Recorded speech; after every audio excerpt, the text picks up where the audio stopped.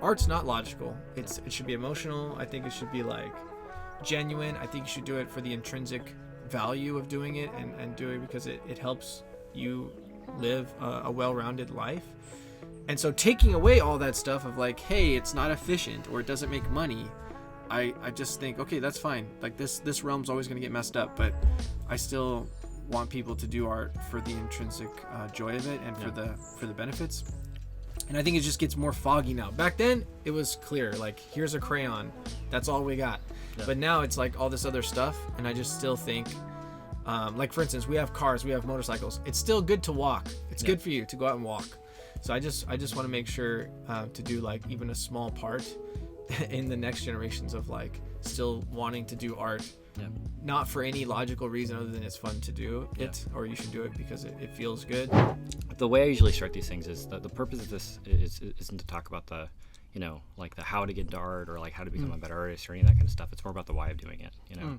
And like I think in general, the biggest problem that most people struggle with is like the sustainability of it and the, you know, like the longevity of a career versus the how to do it. Because I think in general the how to do it is a lot easier to solve, you know, than the like, you know, how do you maintain like having a family and how do you maintain like having a life and you know, all that stuff relative to the, you know, like shading a sphere on paper or something, you know. Do you have any Yeah, I mean, obviously I have a ton of thoughts on that. I mean, I think that's cool because I was wondering, you know, what we talk about. Definitely like the getting into it seems like kind of boring, you know, sometimes. And there is a lot of people talking about that. So yeah, I love the why behind things, and it's one of the things like in my own channel, my own stuff, where I try to share as much of that as possible. For sure. For myself, I don't know, man. Just immediately what you. Like when you're talking, what made me think is when I was younger, I just remember kind of like realizing that I would just be doing this sort of thing my whole life, some kind of art thing. Right. And it made me kind of at ease with it. I still have that memory sometime during college, but we're just clicked in that it's like a long game, you know. I'm really big on trying to keep things kind of simple for myself to do things every day. You know, like really what I want to do is like even with like exercising or spending time with family or whatever, I want it to be like a routine where I don't have to think too much about it, where it's just a part of my day. And so to me, like art's normal. It's a normal part of every day. And it doesn't matter if I was getting paid or not, you know. So I'm just going to do art for fun every day and then expect that things will happen. Absolutely. And that's kind of it. Yeah. Well, the students that I talk to, in the art education community in general, there's a pretty big urge to try to like do it in 2 years, you know, to like rush it and to grind as fast as you can to get a job, you know. And I think in general, like the tying of your identity and who you are to your art and your career is a really dangerous way of going about it, because, you know, like your job could be taken away, or, you know, like and like you actually just might lose that passion and that drive for it eventually. So treating it as something that is like, you know, something that you do like in the same way you'd ride a bike, or, you know, like, I don't know, go to the grocery store or something is I think the only way to really make it fun and sustainable, actually, you know. Yeah, I mean, another way of saying that too is it should be fun kind of from the jump. Like I think you know, tying yourself, definitely, like even outside of art, tying your identity or your happiness to your job or something else that you don't control is risky, because something out of your control could affect your life in a big way. So that's why what I kind of mean about well, to me, there's more of a separation. I think maybe people like from my day, you know, not that I'm that old, but you know, to me, like when I speak to new people that want to talk about this sort of thing, or people that are passionate about it, career comes up a lot. I mean, that is kind of people's like forefront, is how to get good fast and get paid and all this stuff. And it just wasn't for me, for whatever reason. It was a lot more naive. Like I was just like, I'm just gonna try to do this and then hope for the best.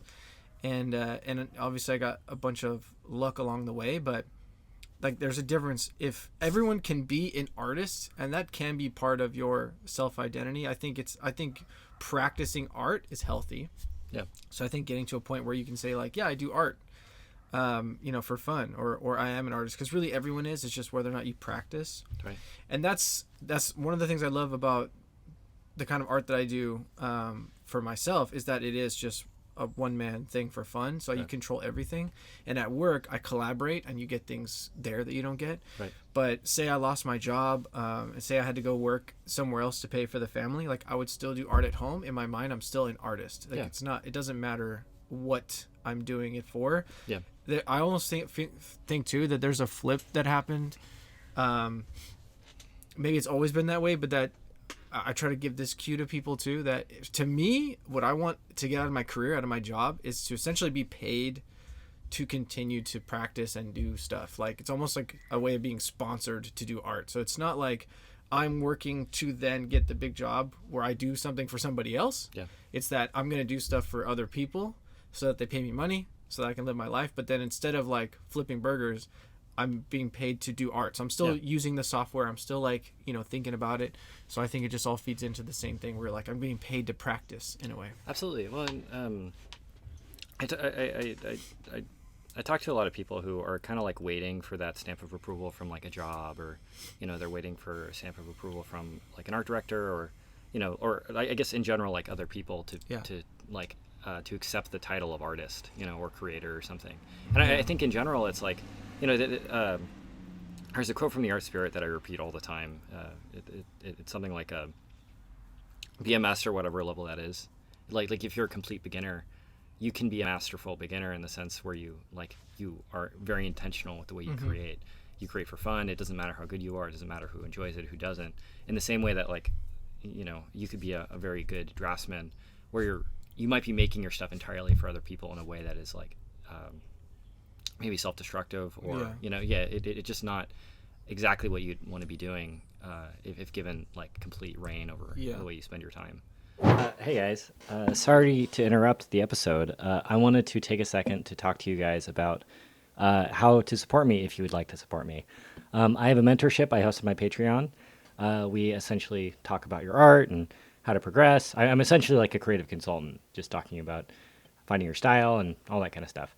I charge $150 a month for it. We talk twice a month. And if you're interested, go check that out on my Patreon. Also, I helped Brian Benjamin and Michael Hampton put together courses. If you would like to check those out, I'll also link those in the description. I'm getting a small portion of those for each sale, so any support from that would be much appreciated. Thanks, and back to the episode. No, definitely. You can take it you can take anything seriously, and I think that's part of the game too. Is especially when you're in the world of making art for other people. Yeah, you're gonna be asked to do stuff, and it's much better, right? If you can somehow to me, I think it's just about taking on as a challenge. Like, here's this thing. It's almost like a mission in a game or something, and so it's on you to maybe if I get an assignment, and it's not one I would have chosen, let's say, it's silly to be bitter about it. You're going to spend time on it. So you're like, okay, I'm going to do this in a way where I deliver it, at a high quality, over deliver. Yeah. But then also here's an opportunity. Maybe I can use a new technique that I'm thinking about, or a new software, or maybe I can it's something I've done before. Let me see if I can do it faster or more efficient. So there's just a million ways that in your own mind you can turn it into a game, turn it into a challenge that makes it more interesting, and then again feeds back if you want to do personal work or if you just want to grow your career, whatever.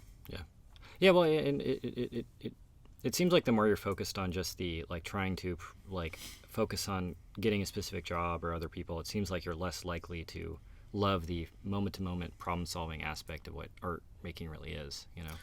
Yeah, man, that's I forget and relearn all the time. That's why I think a lot of things get a little less simpler if you practice art every day in whatever way it is, even doodling, whatever.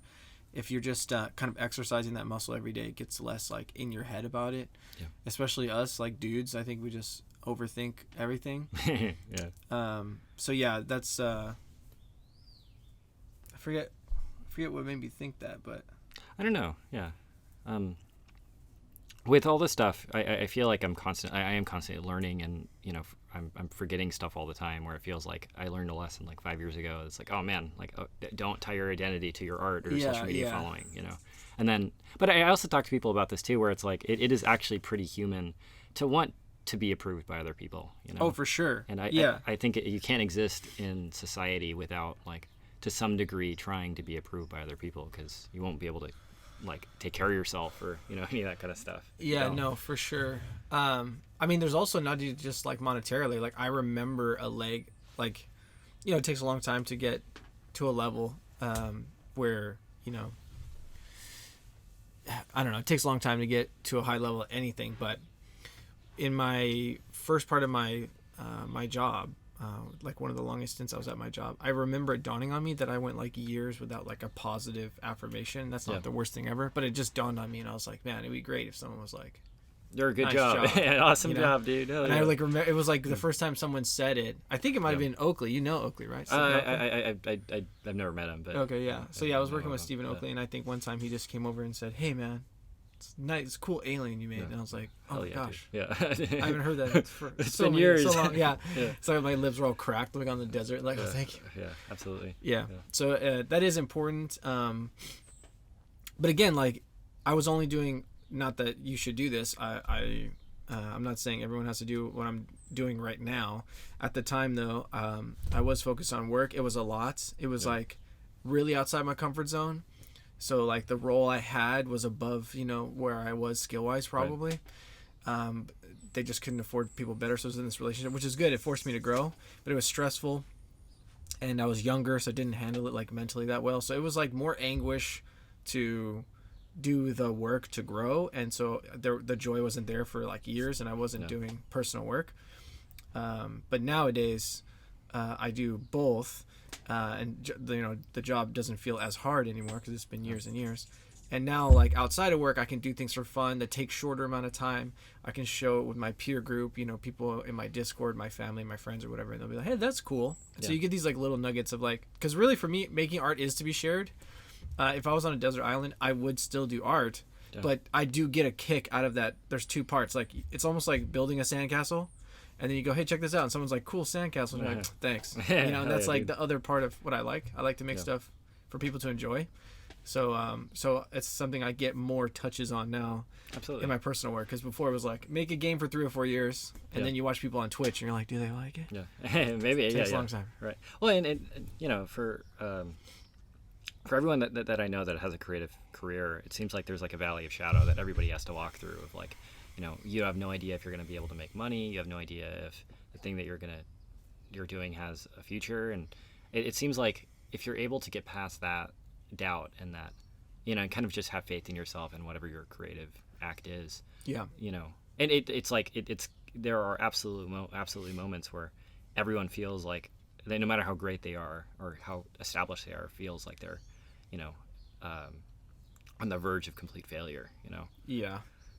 Yeah. Yeah, man, I guess you just get numb to it. What was I going to say? Well, whenever I talk to students, I feel like, whenever I talk to people in general, I feel like everyone has their own personal bridge to cross. You know, like if you're very naturally talented at making art, you know, I feel like even then there's a lot of bridges you have to cross personally. Where, like, if you put all your skill points into, like being behind the Cintiq or, you know, on ZBrush or something when you're young, then you might not have as many skill points in like having had the chance to like travel or to like to have a social life or any of that kind of stuff. Yeah. You know, and I'm finding that no matter what, that there's a sacrifice to whatever you do, you know. Yeah, absolutely, man. Yeah, it's always weird to get in conversations about the art and jobs, you know. Yeah. I mean, they're two very different things, but I think there's like skill sets that if you do want to make a career, and again, I think it's great because it's fun and you're getting paid to do some sort of art, so like why not? But yeah, I think there's first like just taking on the art thing, and I think of it a lot more like yoga or something, or some kind of lifelong hobby that's also good for you. Yeah.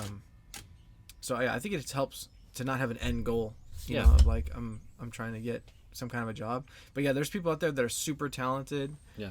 That may not have the best job, and so it is this other skill set of like marketing yourself, getting in the industry, and then like you meet people, the whole thing. Yeah, absolutely. Well, I was talking to you once for like a Proco video, I think, like a Proco live stream, and you were talking about how you'd worked at some indie game studio for like the first like 6 or 7 years of your career, and you didn't ever ship a game from working on at that time. It was just like time grinding, essentially, right? Yeah, I think it was about the first 6 years of my career. Nothing I made was published. Yeah. Yeah. Right. Yeah. And I remember thinking like, oh wow. Yeah. But then it came out, and it was like, the game came out, and then again, one of the like million lucky things. It's so cool now that we have something like Twitch or YouTube, because I can't imagine it was the first big game I shipped, right? And that it existed for that. And so you could just watch people, play for the first time, where they're in the comfort of their own. They don't know people. I mean, they know people are watching, but you know what I mean? Right. So like, I can't believe all this time.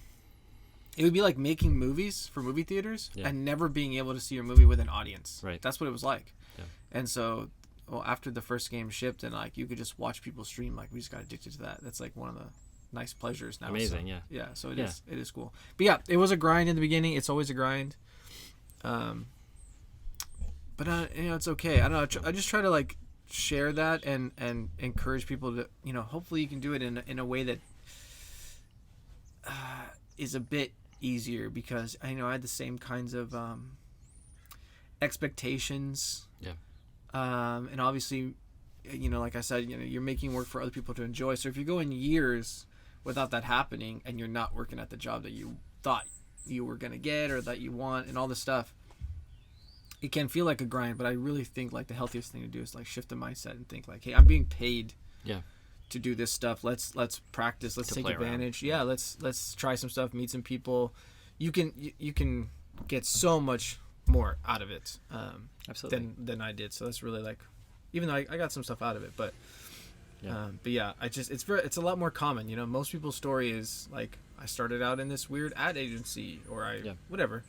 Yeah. So before you get to those like dream jobs, it is a long road, and I think like expecting that, knowing that, and enjoying more of the journey is the best thing. Yeah. Well, and it seems like in general it takes a long time to actually get to the point where you are able to, like it doesn't seem obvious from where you were at that point where you are now, Yeah.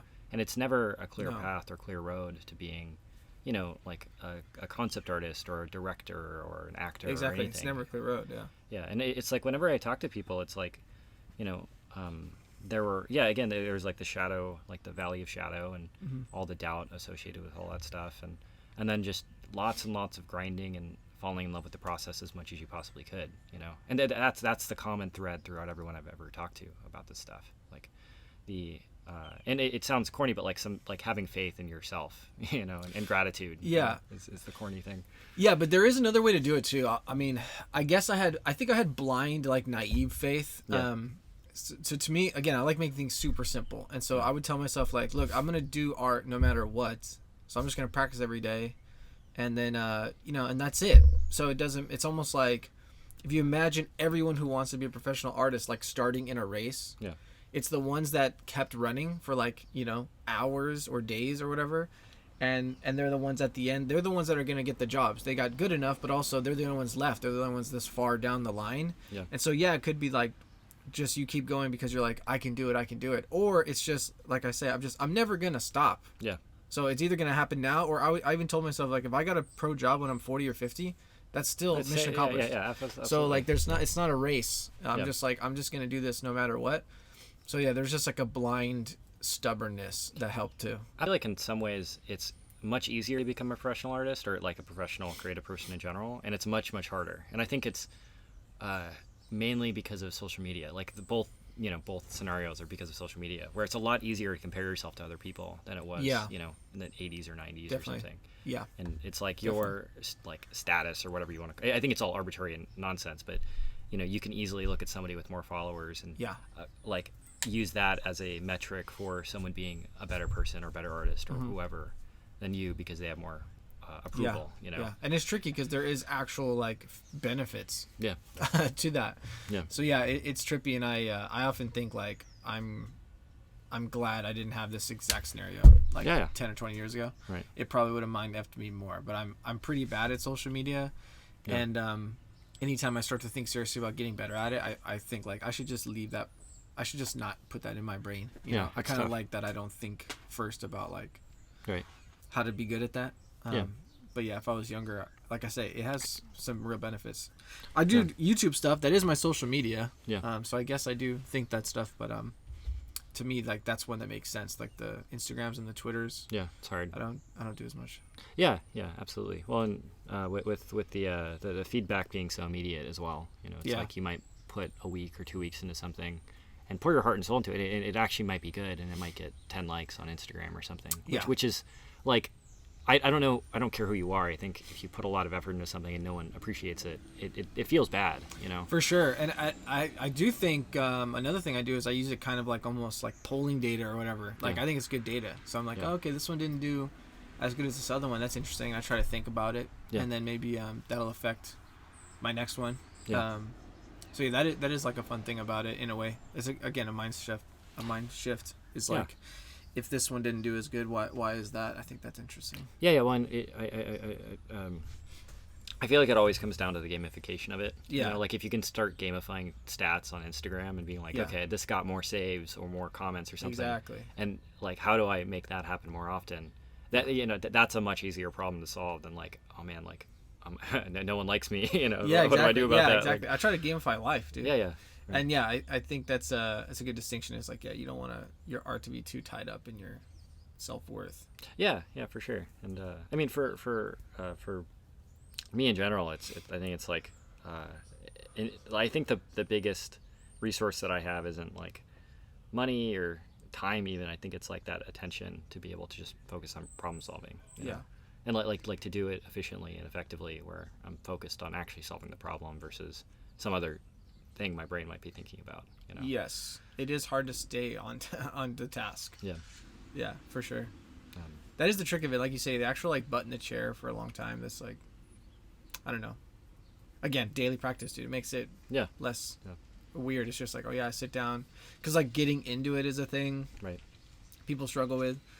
Distractions are a thing. The guilt of not doing it is a thing. So there's a lot of little things. So yeah, I think just setting aside time, making it your hobby, like playing games or something. Yeah. I was playing a lot of Baldur's Gate over the break. Yeah, it looks awesome. And I'm totally fine having spent that time doing that. It's just you know, getting too sucked into that, I think is the problem. But I mean, I've talked to people about this where, like, realistically, I think people really only have like 3 or 4 hours of time to actually do, work like, critical per day. work. Yeah. And then there's like 4 hours of puttering or something, 4 to 10 hours of puttering of just like, you know, going on ArtStation or just looking at a YouTube video, trying to be inspired or something, you know? Yeah. And anything beyond that is pretty tough, I think, to maintain. It is pretty tough. I'll say for myself too, tasks like switching, I don't know if that's the right way of saying it, but definitely like the whole multitasking thing, you know, they say that's a myth. That's totally for sure. Like you split your attention. So I'm a little bit more cognizant of that as more than I was when I was a bit younger. Yeah.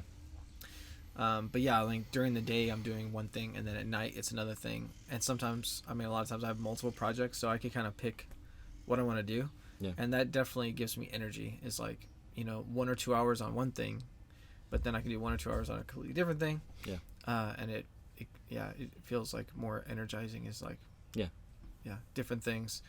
Yeah. So that helps. But yeah, the actual like, and then I give myself like a treat at the end of the day, at the end of the night, where it's like, okay, for the next like 2 or 3 hours, I can just put something on. Yeah. And then I'll just la with something. So it's like, even though I'm not focusing, I'm still doing a little bit more than I would. Yeah. Yeah. Well, and sometimes I take a night off, watch a movie.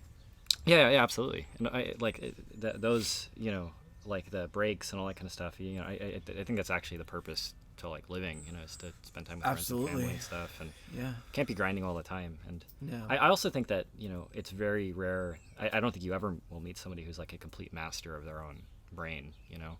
Like there are like the David Goggins type people who are like, stay fucking hard and, you know, and grinding all the time. But like even him, it's like he has moments of rest and moments of, you know, spending time with friends and family and stuff. And you know, it's not all like running ultra marathons and stuff. Doesn't seem fun though, too. No.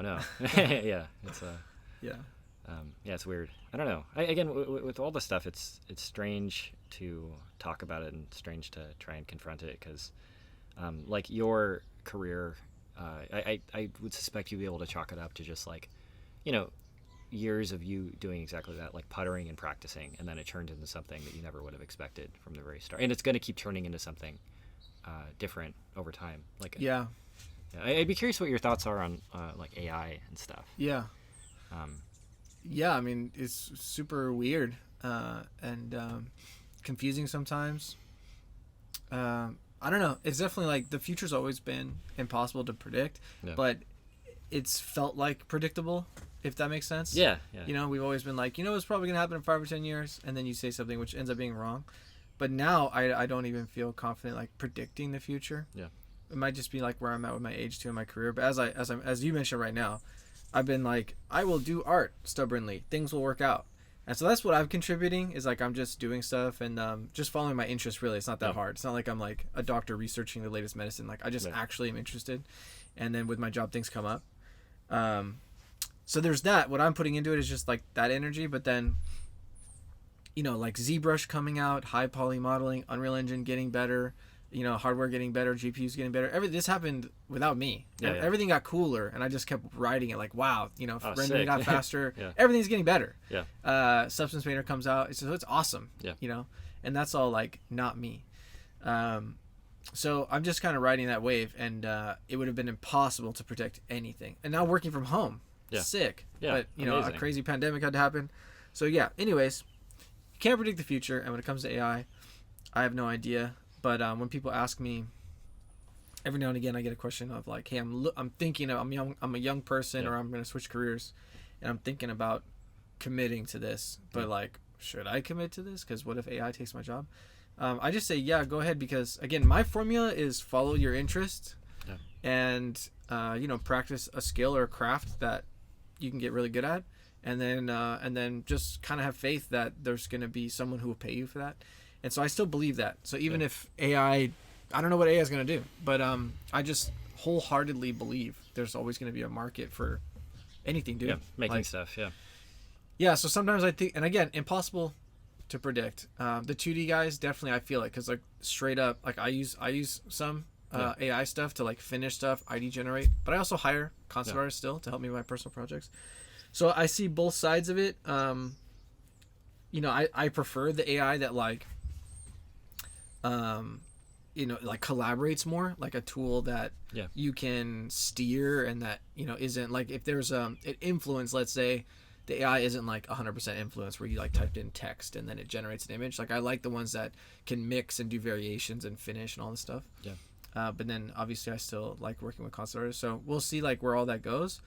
But then in my own work with 3D, you know, there's so many. I mean, already we're using stuff like, for instance, one of the things I'm super interested in is this MetaHuman animator that Epic Games put out, which lets you do like the best facial animation based on motion capture you can do at home right now. And so that's something that excites me.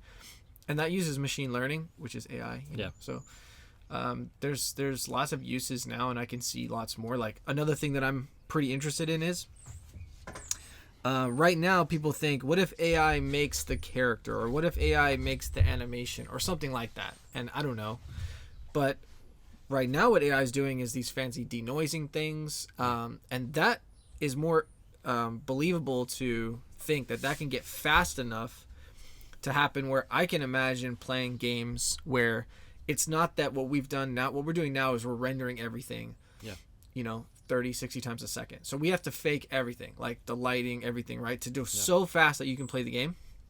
So that's happening before you see the image. So now I'm kind of interested, like, oh, there could be AI that after the image, it's happening so fast that you feel like it's playing, but essentially it could make the lighting feel more like offline rendering, like, you know, because, you know, you could do a rougher render and then let the AI finish it. Anyways, going down a rabbit hole, but I'm interested in different things that it could do. So to me, it's not exactly a doom and gloom. You know, I hope they come up with some sort of like clear legality and all that stuff. How it works and stuff. Yeah, but I don't see it threatening anything that I do. And even, like I say, I think even 2D artists are gonna always have like jobs. But yeah, it's probably gonna affect it. I just don't know. It's like impossible to predict. Yeah, for sure. Well, I feel like in general that has been the case for all of humanity. Yeah. Like I'm 28 now, so I was like one of the last generations that grew up without a cell phone. Like I was like 11 when I got a cell phone. But before that, I was like, you had to print out directions and stuff to get anywhere, and you had to like, Facebook, Instagram, obviously. And then when I was like, as I was going into my teens, having a phone was like a huge, huge change for everyone around me. You know, it's like, obviously our parents grew up without iPhones, and they had to do everything just like they had to memorize phone numbers and stuff. It's totally insane to us now. And I think it's like, to me, there are a couple, like my perspective on AI is like, it's always a bad idea to do art logically. It's like the thing I mention, I talk about a lot is like it's always like a logically better idea to just become a doctor or something. And AI is just another reason not to do it. But like in general, it's like you'll meet people who like draw anime boys for a living or something, or dinosaurs or whatever, and they make a nice living. They're able to like take care of a family, have nice stuff and success. All that. So like conventional success. Yeah. And it was only just from trying to pursue that interest. Exactly. And with AI, it's like it's unfortunate for a lot of people that put all their skill points just into like a specific way of doing it. But I think moving forward, there is like some future where creativity and all that kind of stuff is absolutely valued in the same way it's valued now. Yeah, I mean, here's another simple like little thought experiment. I think text is the closest thing to replacing humans. So far, because we're talking about this other things that may come. But I mean, if text is like already there, then we can think, okay, like should writers not write? Like if you're young, should you not write anymore? But I would never tell someone that. Like you should write to write. And then when it comes to the business of it, it's like, how many people are down to read a book written by AI? It's not that much. Yeah. That's the thing that would need to change. Right. People are like, what if AI comes in and they can make a game really easy? Right. Damn. But then I think, okay, like, wouldn't that be like saying like, oh, dude, people can come in and make movies cheap and quick, and they don't even think that hard about it. Boom, they're making a movie. So why should Scorsese even try anymore? And it's like, that's literally what's happening is people make cheap, quick movies, and then people make these big Martin Scorsese movies. Like there's room for everything. Absolutely. You can go to H&M and buy a bag for like $1, or you can get like a Louis Vuitton bag for $1,000. These both exist, and I think it'll always be that way. Like people are just have a simple like AI's gonna come and that's it, no more humans, and it's like no, it's just gonna change. But I don't think it's gonna replace everybody. Well, for me, and I totally understand the impulse, but I think people have like an attachment to like their creations and their identity and stuff. And it's a bummer when I see like Greg Rotowski, or however you pronounce his name, when you look him up on Google Images, like AI stuff is starting to pop up. Yeah, that's a bit of a bummer, but it is a bummer. The people that have strong styles and that AI rip it, or the people rip it by typing in their stuff and feeding it. Yeah. But I also think that it's like, I mean, it's incredibly. I was going to say something, but then I totally forgot what it was. Oh, sorry. No, it's totally fine. No, I forgot it as I was saying it, okay. So I was like, oh. But I mean, I definitely feel for them. Yeah. In a way, like for like, did you follow like Sam Does Arts? Is one I'm familiar with, and I'm sure there's a lot of others. But I don't know. I just feel like, again, legal stuff would be great, and I know the music industry is always like super ahead of it because the money's wild over there, but like for instance, like Post Malone can make a song, a 10-year-old kid can make an AI Post Malone song. Yeah. Right now they're figuring out the rules there, but I think we all agree you wouldn't want to pay or get money, and Post Malone should still make music. So there's something even there with Sam where like people are obviously doing it because they love his style. Yeah. So it's this weird like, okay, it's a signal that people like it, but it's like, hey, this is weird. I didn't do that. Right. But does that mean that his stuff is less valued? I don't think so. But this is where it gets weird and wild. That's what I'm saying. It's who knows what the future will be? Is this a fad? Yeah. Because definitely again, back to what I think is the real driver right now. People in the market. Does someone want to buy a book written by a computer that's just imposturing to be a writer? I don't think so. Do people want to just type in stuff and not make art with their hand anymore? I don't know. And so I think about my children. I'm obviously going to teach them to do art and the satisfaction and pride that comes with making something with your hands. But that's the thing is, if that generation grows up and they just have these weird apps and VR or whatever the heck they're doing, and then they're just making cool images by typing or saying something, and they don't make anything, and they're content with that, that would be my concern. Is people, again, like how we started this conversation, it's like a big thing to me that I wish I could keep putting the message out there. Is just this separation from, and you said logical. Yeah. You know, art's not logical. It should be emotional. I think it should be like genuine. I think you should do it for the intrinsic value of doing it, and do it because it helps you live a well-rounded life. And so taking away all that stuff of like, hey, it's not efficient or it doesn't make money, I just think, okay, that's fine. Like this realm's always going to get messed up, but I still want people to do art for the intrinsic joy of it and for the benefits. And I think it just gets more foggy now. Back then it was clear, like, here's a crayon, that's all we got. But now it's like all this other stuff, and I just still think like, for instance, we have cars, we have motorcycles. It's still good to walk. It's good for you to go out and walk. So I just want to make sure to do like even a small part in the next generations of like still wanting to do art. Not for any logical reason other than it's fun to do it, or you should do it because it feels good. So that to me, I think is the important thing. Well, for anyone that's scared, the only thing that you can do is just keep creating, you know? And I think with AI, it's like the thing that is becoming more and more valuable isn't your skills necessarily. As always, it's always about the quality of what you're saying, like the actual like trueness to your soul or whatever you want to call it. Like how authentic are you being to who you are? And like when we were talking about this van at the very beginning, like I drove to New York and back in this thing over like 3 months, and I've done that trip. I've driven to New York and back like 6 times or something, and it's all been like, I did the math. In my 30s, I will have spent 1 year collectively just like putzing around, driving around and stuff, which is like, oh dude, that's amazing. I'm so glad I got to do that, you know?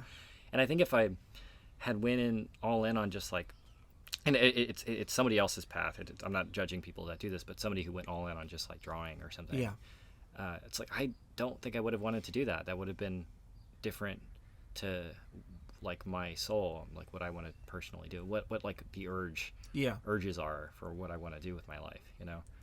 And I think the more you're able to follow those interests of like, you know, if you want to travel, then go travel. If you want to write books, go write books. If you want to make music, you know, make music. It doesn't matter.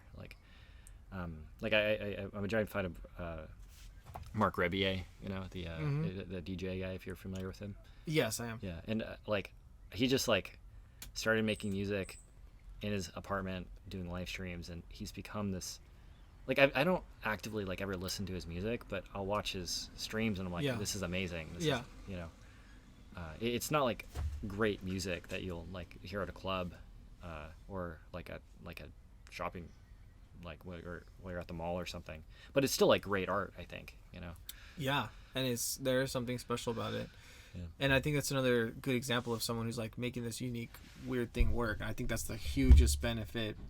You know, after saying all this like new technology and stuff makes things complicated in a way, or adds like a layer, it's also, I think, to me, it's really motivating and encouraging to realize that at least in all the history that we know of right now, we here actually, even in this country, probably even in one of the handful of countries, but like with the tools like YouTube and Patreon and like just everything, having a computer, being able to do this micro businesses and the creator economy, like we as citizens are the most empowered that anybody has ever been to make a living doing what you want.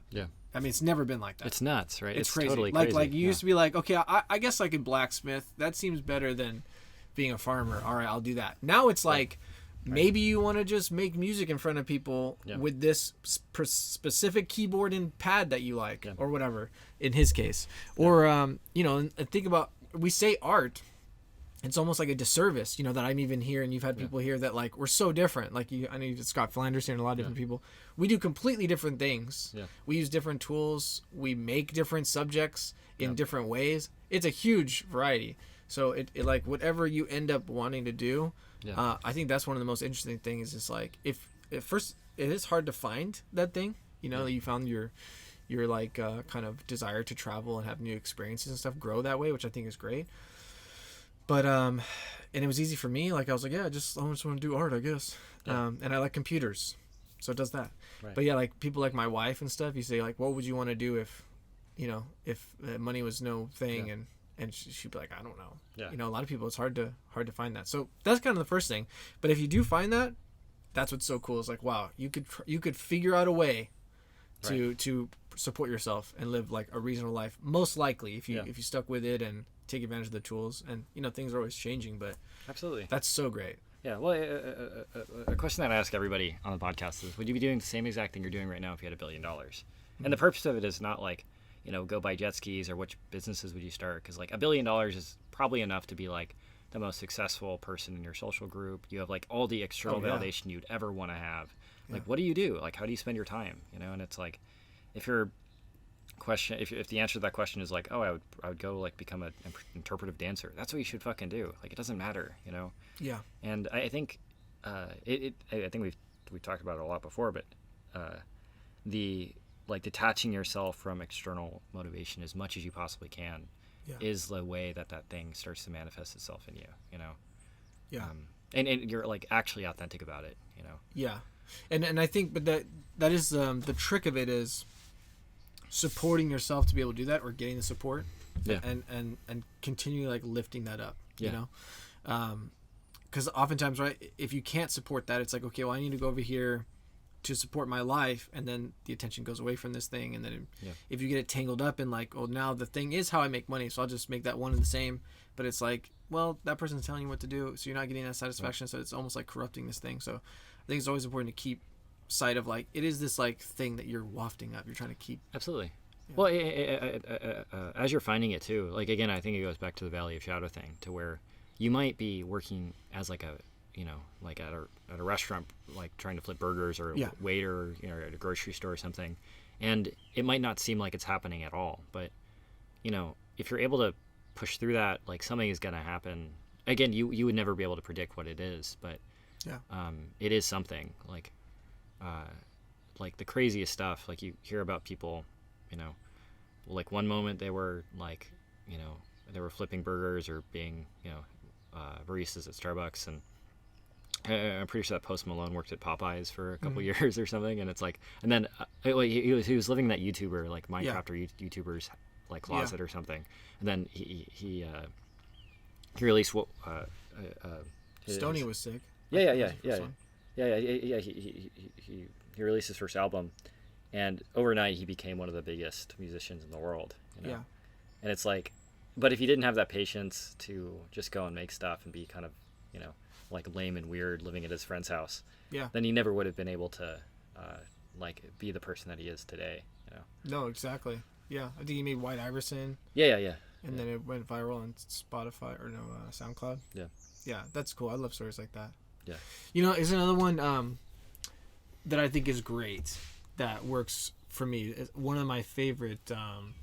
There's a couple of people that stood out in the whole like NFT boom and like what they did, and people being the most famous. I really love his story though. Like, dude, he's amazing. I love telling people that, because like I would get into conversations, by the way, about people, with like my dad, like a 75-year-old man who doesn't know anything about it. And he's like, people is 65, whatever it is. $80 million. Yeah, $80 million. He's like, have you heard of this? And I'm like, dude, it's crazy, bro. Beeple? Like, I've been, it's so cool. I've followed that guy for forever. The guy's been like a cornerstone in the community for a long time. So the dailies. Yeah, so what I love about his story, because it's all different now, and again, this is the whole like what comes first, the chicken or egg thing, and I think here's this great example. A guy who's like, I want to be better at art, and he has a day job. Yeah.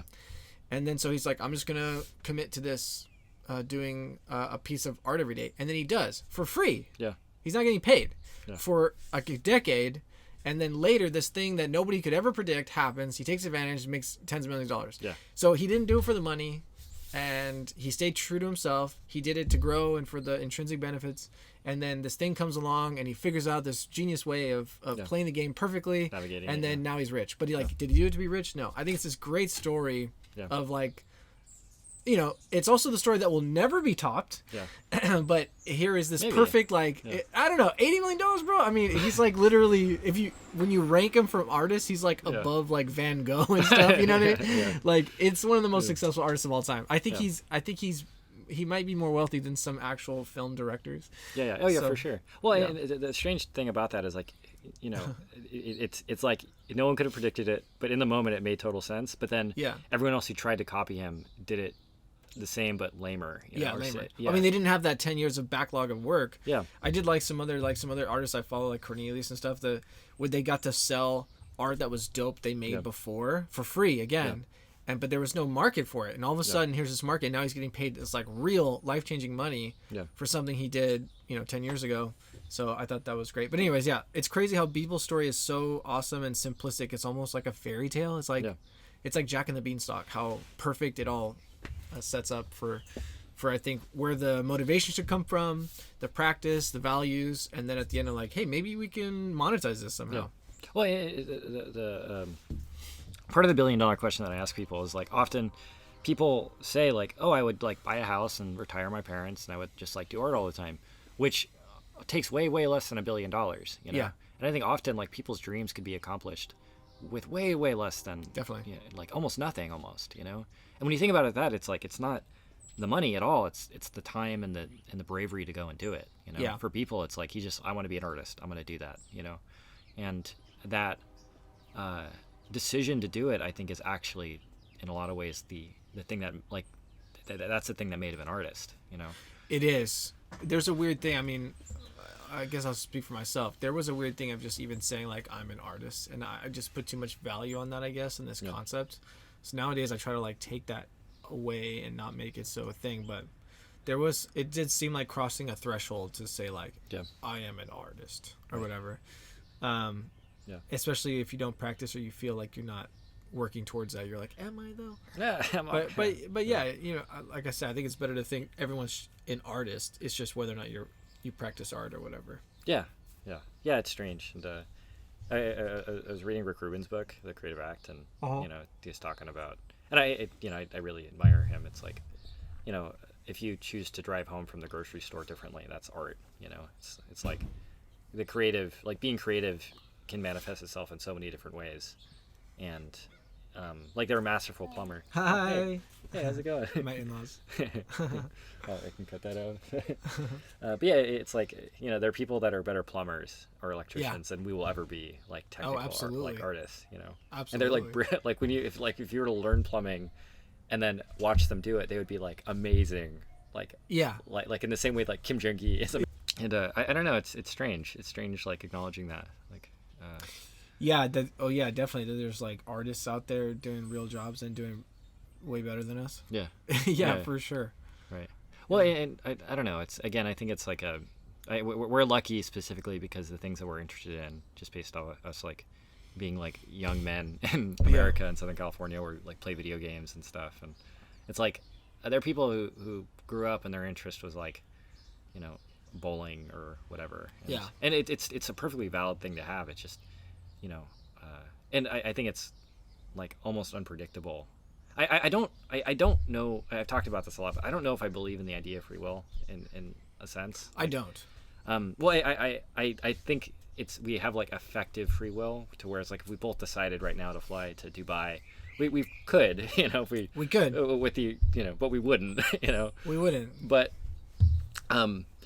like you don't decide your gender, you don't decide where you're born, you don't decide who your parents are, you don't decide like where you go to school, like how much money you have, any of that kind of stuff. And I would say arguably most of that stuff specifically, like it determines your personality, like what your mannerisms are, like what you're interested in.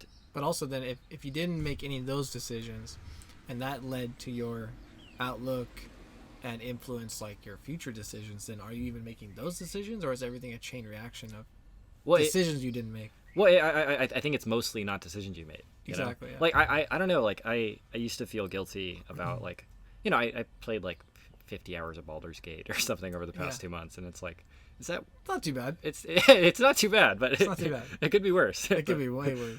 But it's like, I could feel guilty about that, or I could be like, oh, that's like an authentic part of who I am. Like I enjoy playing video games. Enjoying life, right? I mean, why not? Yeah. Well, and, I think like it would be a mistake to probably deny those parts of ourselves, even if we feel guilty about them, because like again, that's authentically who I am, and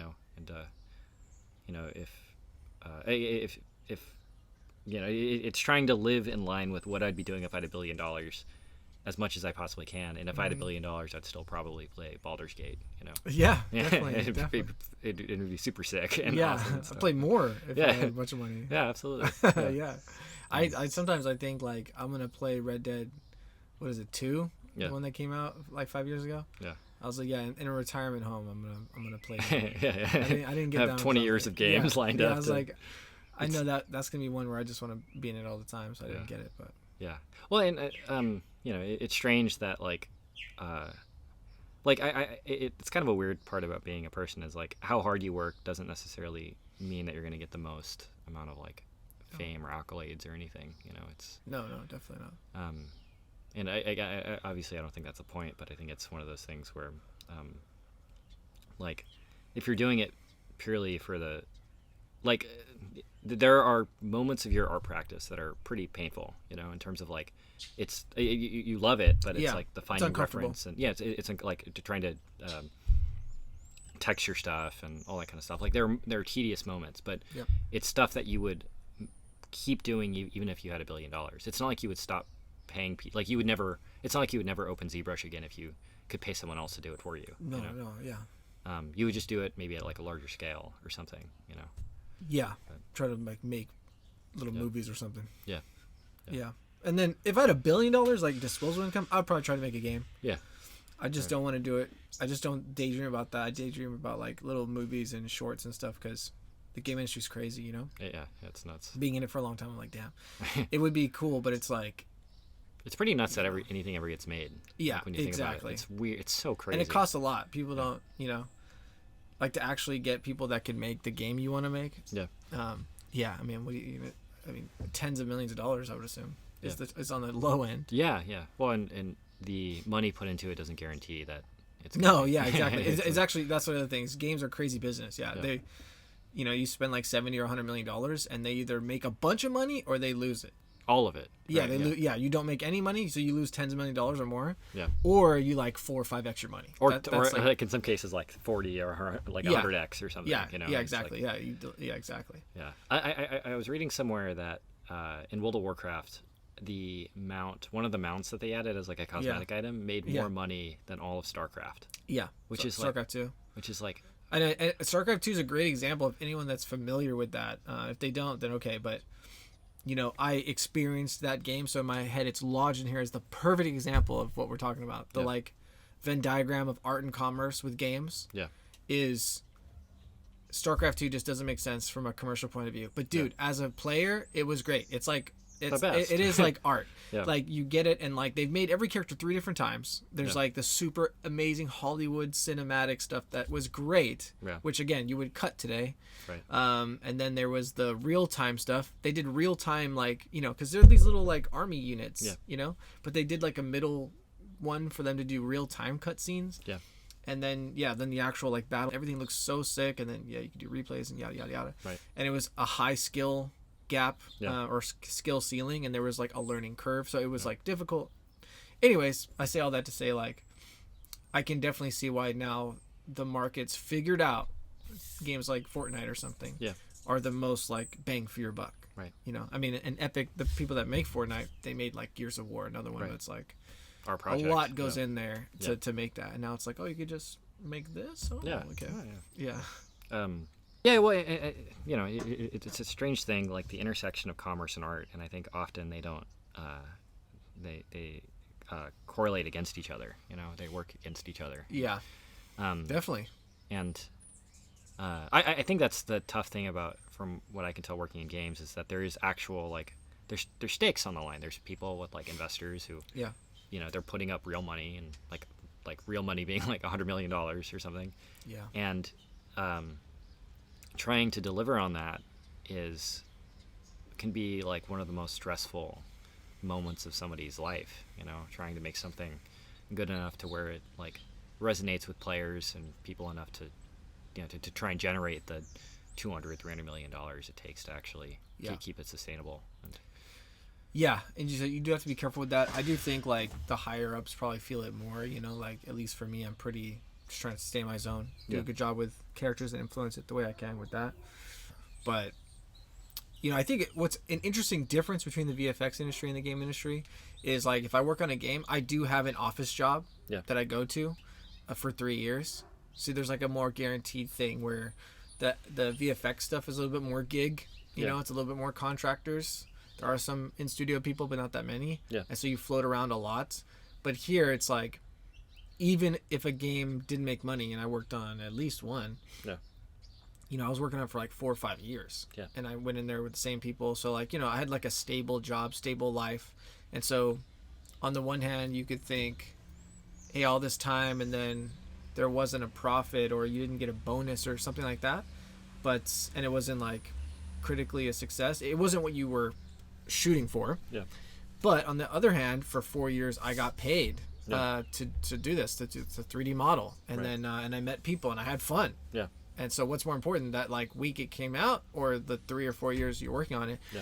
So I in a way, again, it's a different kind of mind shift. But like if you are getting satisfaction in different ways outside of work, even if it is like playing games and that makes you feel great, then great. And you're happy. Yeah.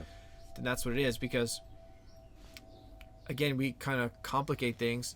At the start, it's like, how do I become an artist, or what would I do with $1 billion? What the things you're thinking is like, what would make me happy? Like in my mind, what's an idea of like, this is me doing what I want to do, and that's important. But like, can't we live a life right now that we're feeling happy with what we have? Instead of putting the like, well, first I'll get the job, or first I'll get the money, or like, the money can be an excuse to like, then I won't be stressed out. But it's like, what about your day like right now? Can you with what you have right now live a happy, contentful day? If so, then all right, you're great. Winning, and if not, like, if we can achieve that, that's a more achievable milestone. It's like with everything I have right now, can I have a good day at work? Can I have a satisfying personal victory? Can I like Absolutely. Whatever? And I think that's a better way to live your life, as you say, like the day to day. Yeah. Because that is your life.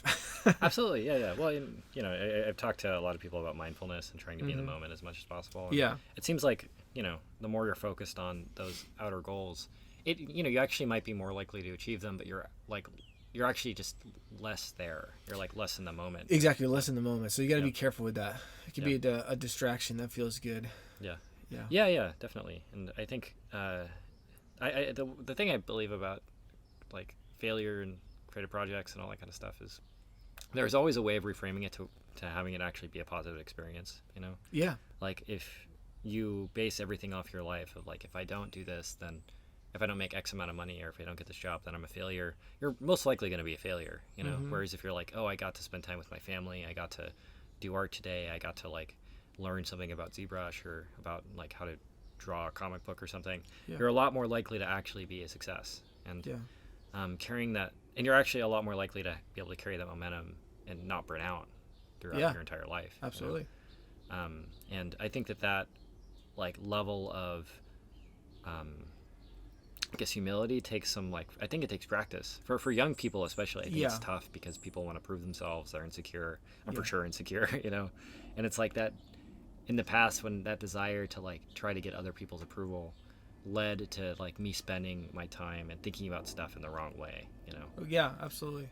I mean, that's it's tough to navigate. I bet your friends and peer group like help a lot. I'm pretty lucky to have a lot of people that we just daydream about the art of it all the time. Getting it tangled up, it can be tough, but ultimately I think it's just like the simple act of doing the thing, and it'll work out. It's strange, and I think it's again just the faith or the ability to focus in on like who you are and be okay with your identity. Like the thing I believe about free will is like you don't choose what you care about, and the more that you deviate from, like you have no idea what kind of person you are, and I still don't know what kind of person I am. Like I think that's the case for everybody, and all you're trying to do is like move towards things and try things out to get closer to whatever that like finding yourself act is, you know. And it could be something like, you know, you go try something and you're embarrassed by it, you failed. That was just like the universe telling you, I think, that you're like, you need to change or correct the path that you're on, you know.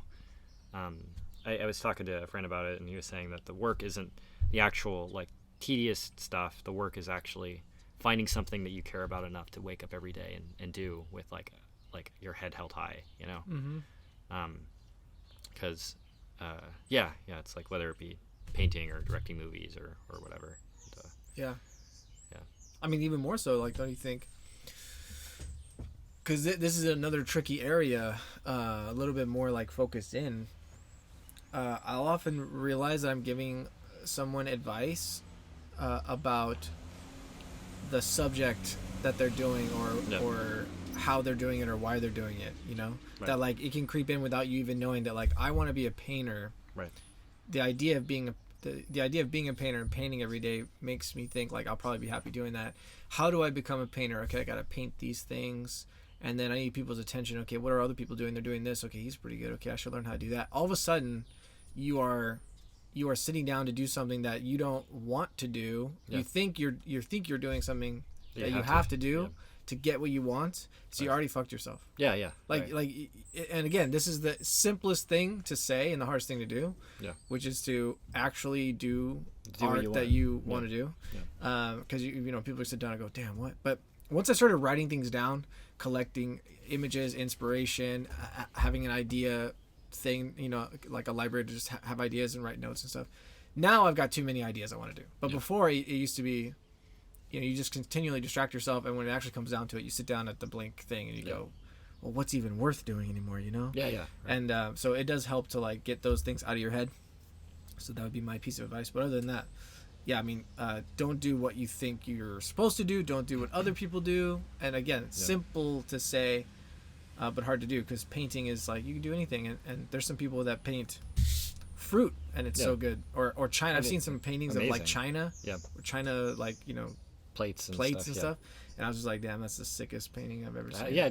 Well, it's like, I don't know, that I think everything in a lot of ways is like, it's fundamentally very beautiful. Like, you could spend your life like studying that bush over there. Really, like there's so much complexity in it. Like, definitely the biology of it, you know, like leaf structure, photosynthesis, like there's like entire fields of study in a single bush. Exactly. You know, that millions of people have spent millions of hours, billions of hours studying. Yeah. And that's just a single thing, you know? Exactly. And I think realistically, like, again, like the thing that I'm trying to be aware of is like, when you walk down the street, everything is like, literally everything is around you. And when you look at a tree, I've used this analogy a lot, but when you look at a tree, you might see that tree as like, oh, I can turn that into like a plank to build a house, or I could use it to like make an oar to, you know, steer a boat, or I could make a spear or something to hunt down boars, or it could just be a tree, or it could be anything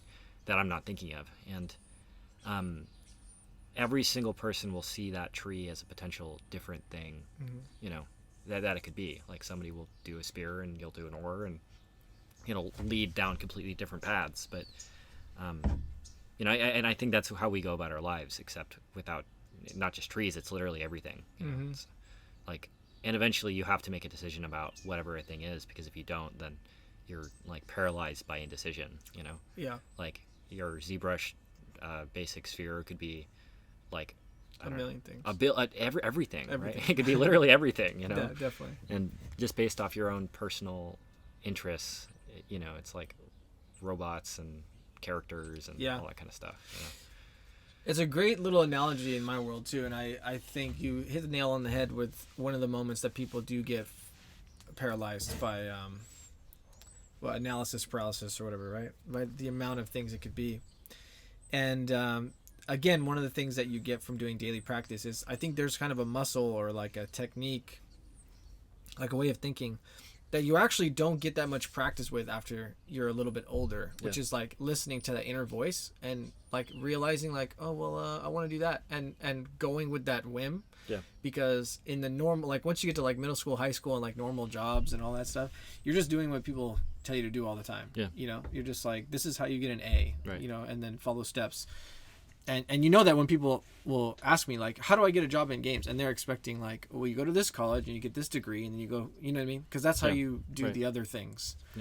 But actually sitting down and thinking like, I want to do this, and then doing that, I want to do this, like that actually is a good thing to practice every day. That's what one of the benefits is there are a million things, but you want to do this, and that's good enough, and you're going to do it. And so it's like, you know, not taking the weight from all that, and not looking to, because still a lot of my mentorships will end up centered around this, where like they want me to give them the to tell you exactly they're telling me what to do, and I'm like, here it is, you got to do it, you know. And like that's where this is what we're mentoring now, is that like, I'm just another thing. And so, you know, people probably Google how do you get good at sculpting, or like what should I sculpt, or whatever. How do you they're looking for an external, like, please someone tell me what to do. And so just having, and again, that's why one of the benefits is like, if every day you're doing something you want to do, creating something that didn't exist, you know, being just even a little bit genuine, it's good for you. Well, the crazy thing about all this stuff is like, you already know exactly what you have to do. I think everyone already like, everyone who doesn't think they know, they already know. You know, it's like, you know everything you need to know to become the master. You know, and it's, I think all we're looking for is just external validation to know we're not wasting our time. You know, like. And I think that comes down to, like, in a lot of ways, the external validation stuff. Like, will I get the right job? Will I be able to work in the right projects? Will I be able to do the right art to be able to get followers and all that kind of stuff? And often, I think, again, the more you're able to look outside of those, like, and look inside of yourself and just be like, I like drawing anime boys, you know, or I love drawing furry porn, you know? It's like, if you're able to, like, fully commit to that authentically, then you're there, you know? And also, you know, it'll change as you get older and as things happen in your life. So it's not even like you're looking to marry something. It's just right now, what's the truest thing? And it changes all the time. And you know, I've heard people talk about the muse. Like, all you're trying to do is, like, you know, like, you couldn't explain every moment, every decision that you're doing when you make a 3D sculpture that's made into, like, put into a video game. It's all just like intuitive decisions, like, this looks cool, this doesn't, you know. And it's like, you can't explain it, that's your taste, you know. Exactly, your taste. Cool, dude. Cool. Do you want to end it there? Sure. Sick. How should people follow you? Well, I mean, Art of J Hill is my handle on stuff. The thing I share videos on YouTube. Sweet. I'll link it in the description. And I'm looking to actually do a class to teach people to do what I do, game characters. Cool. Awesome. Cool. So I hope to start that soon. Appreciate it, man. Thanks. Thank you, dude. Oh, double fist. Bam. Hell yeah, dude. Cool. I'll cut it there. All right. Peace out, everybody. Yeah.